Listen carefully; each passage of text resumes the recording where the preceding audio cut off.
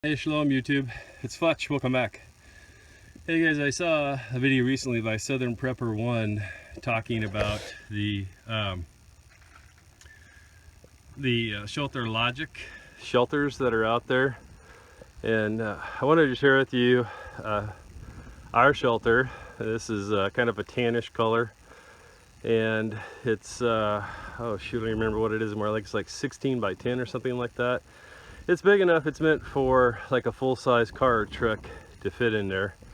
But like Southern Prepper 1 said, they are good shelters. I would much rather try to live in something like this if the need ever arose than in most of your, what's the word I'm looking for here?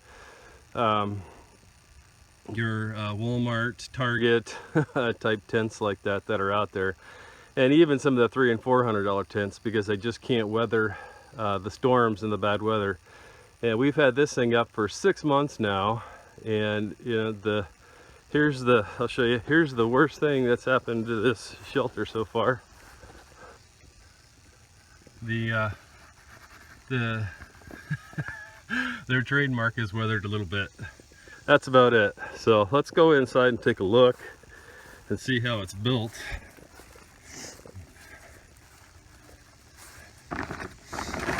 So, as you can see, you know, the family has been and still is using this over the last 6 months. So what they're doing is they have an extra upright freezer and refrigerator in there, and it's kind of a mess in here right now because they're in the process of transitioning stuff from one place to another.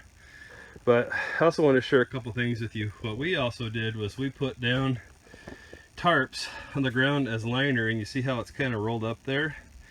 That way, as the water comes down the hillside here, it goes underneath the tarp and over to the other side, you know, it will just flow down the hill. And the reason why that's important is because these are, you know, fairly waterproof.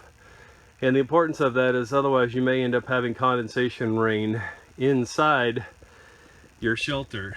And since the storms usually come from that way too, we also hung up a tarp on that end in case the wind and rain blew precipitation in through it.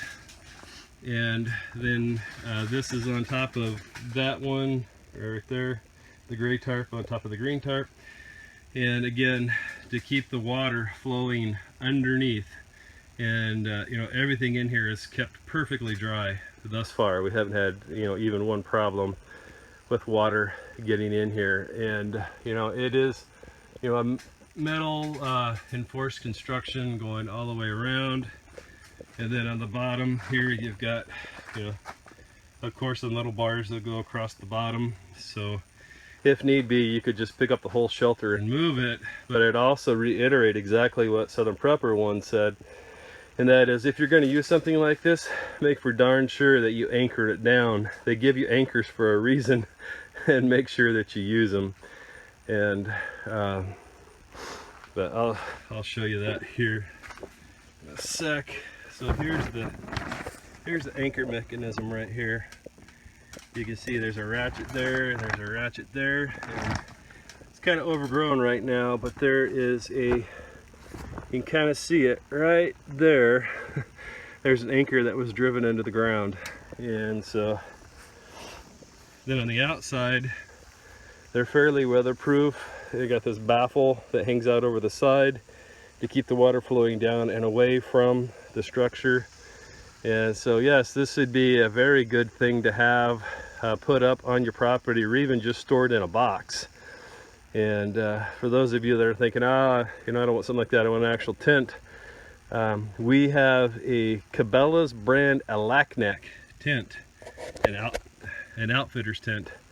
And if you're looking for an actual tent that you could just, you know, leave in a bag or something like that, that a couple you know, good sized people could carry, that's what I'd recommend, is the Cabela's Alaknek tent, if you don't want to go with something like this, one of these ShelterLogic shelters, because this is one heck of a better structure than your typical, you know, even the larger size in some of the more name brands.